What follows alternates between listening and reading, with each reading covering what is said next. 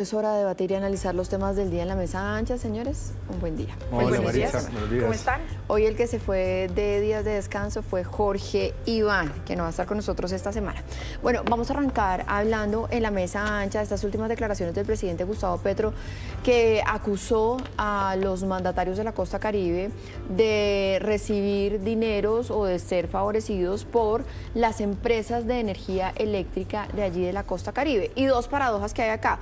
Que por un lado, pues el presidente de la República está acusando a los mandatarios locales porque dice que, digamos, recae sobre ellos la responsabilidad de que no se hayan bajado las tarifas de energía, pero pues al gobierno nacional le corresponde realmente bajar las tarifas de energía a través de la CREC, en donde no se han nombrado los comisionados, el único que se nombró pues tumbó esa elección, el Consejo de Estado, y además ya vamos a llegar o estamos a puertas de tener un tercer ministro de Minas y Energía. Y otra paradoja, hace apenas una semana el nuevo ministro del Interior pues estaba hablando de un gran acuerdo nacional y arrancamos así con esta acusación tan dura en contra de los mandatarios locales. Julio. Pues aquí lo primero es, hay que entender que esto es un asunto ideológico para el gobierno. El sistema eléctrico, la regulación eléctrica es parte de ese modelo neoliberal que llama el presidente que hay que derogar, según ellos. Es el modelo que nos ha tenido sin apagones desde hace 30 años. Y lo que dice el presidente es que los generadores de energía, el componente de generación, que es una parte de la cadena eléctrica, es el único responsable de que haya altas tarifas en la costa atlántica.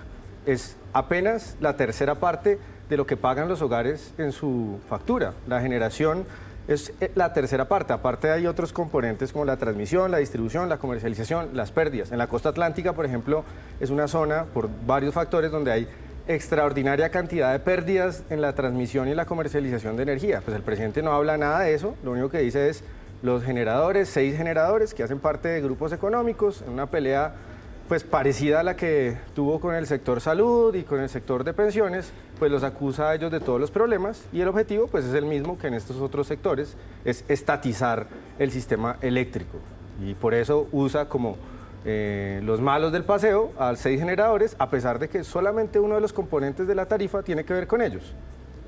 Pues al parecer el presidente no sabe ni siquiera qué está pasando dentro de su gobierno, que eso es lo que a mí me deja más preocupada, porque le tocó salir al ministro de Minas a hacer una serie de aclaraciones contradiciendo al presidente, diciendo, bueno, esto nos corresponde a nosotros, hemos avanzado en un trabajo además con gobernaciones y alcaldías, porque nos toca articularnos, esto no es un trabajo desarticulado que el presidente da la orden a los alcaldes o gobernadores, sino que es un trabajo que va de la mano del Ministerio de Minas con alcaldías y gobernaciones, y no solo eso, con las empresas. Y esto le tocó salir a reforzar al ministro de Minas, Andrés Camacho, qué es lo que se viene haciendo.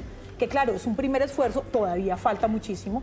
Dice que además esto tiene que ser progresivo y volvemos a encontrarnos en estas contradicciones dentro del mismo gabinete una vez más, y creo que eso también puede ser lo que tiene al borde de la salida al ministro Camacho, que no está haciendo ni haciendo de la segunda ni siguiendo de la cuerda al presidente, sino que está siendo más responsable que él y diciendo no vamos a tener resultados inmediatos, sí, porque es imposible, pero esperamos tener a mediano y a largo plazo unos resultados que van en conjunto con todos estos grupos. Pero además atacar a unos mandatarios locales que si por algo han hecho políticas justamente por bajar las tarifas de energía allí en el Caribe. De hecho, hace muy pocas semanas estaban lanzando una campaña que era algo así como o comemos o pagamos la luz.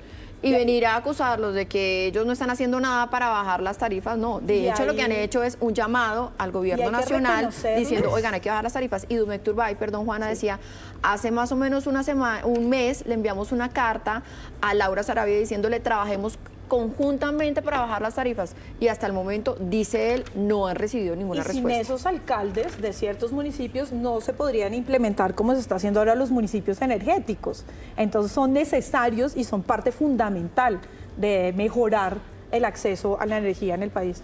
Bueno, y además en qué están todos estos proyectos de transición energética también, 7 de la mañana, 1 minuto. Mire, también queremos consultar su opinión, saber ustedes qué quieren comentar alrededor de estos. Ustedes pueden escanear en este momento el código QR que aparece en pantalla y responder nuestra pregunta del día. Los resultados los vamos a dar a conocer en nuestra emisión de las 11:30 de la noche. La pregunta de hoy es, ¿quién cree que debería controlar las tarifas de electricidad en el país? ¿El gobierno nacional, alcaldes y gobernadores o empresas?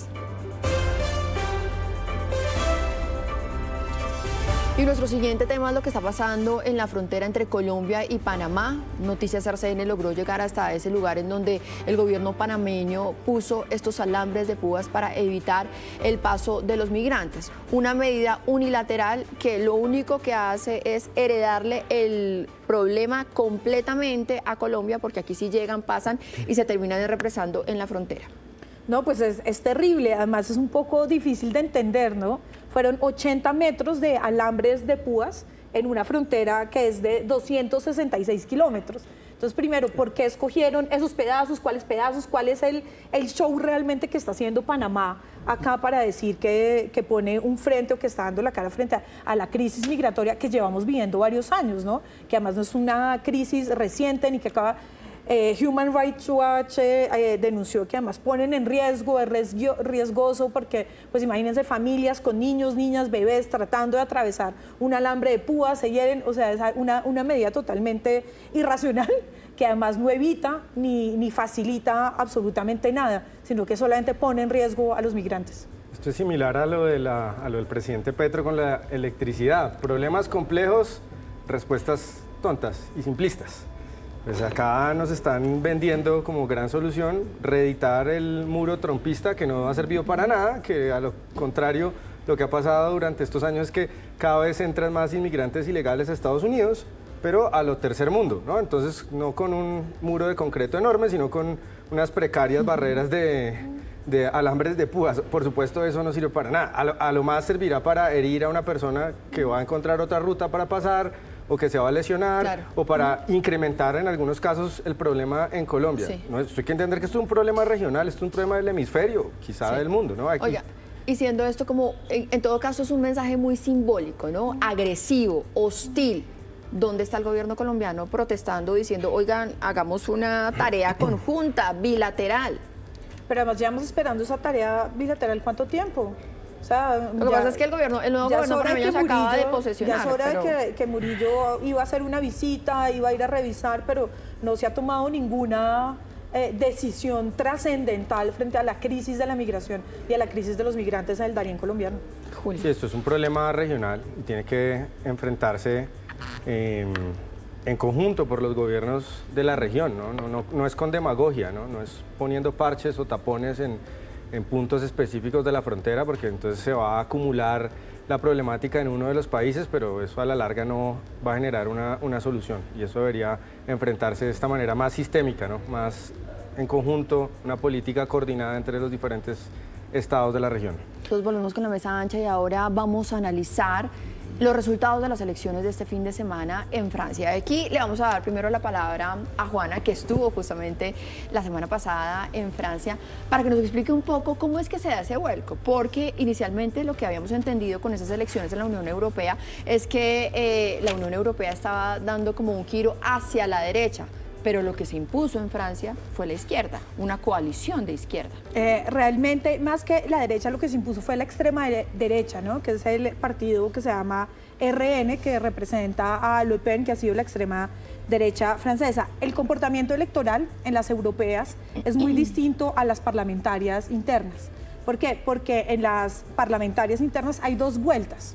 Entonces, la semana pasada, en la primera vuelta, el RN tenía una mayoría, pero entonces en la segunda vuelta hubo diferentes posibilidades y hubo, por ejemplo, triangulares, 3 candidatos que pasan a segunda vuelta y 2 candidatos que pasan a segunda vuelta. Ahí lo que se conformó y lo que se logró formar fue algo llamado el Frente Republicano, es decir, los candidatos de la derecha que iban a perder en segunda vuelta apoyaron a los candidatos del presidente Macron y al revés, los candidatos del presidente Macron apoyaron en algunos casos a la izquierda para que ganara esas curules y poder hacer frente republicano, que fue derrotar a la extrema derecha, que vale la pena decir que de todas formas sigue creciendo, ¿no? No se atenuó, pero sí sigue en crecimiento con respecto a las últimas elecciones.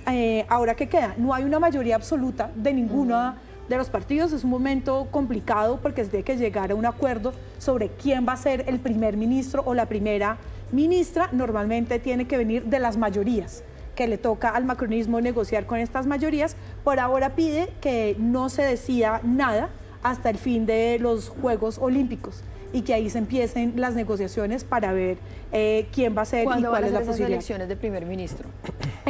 Normalmente ya empieza a negociarse quién es el primer ministro, entre las mayorías se negocia y se llega a un acuerdo que por ahora no se ve muy fácil, pero al que tienen que llegar tarde o temprano.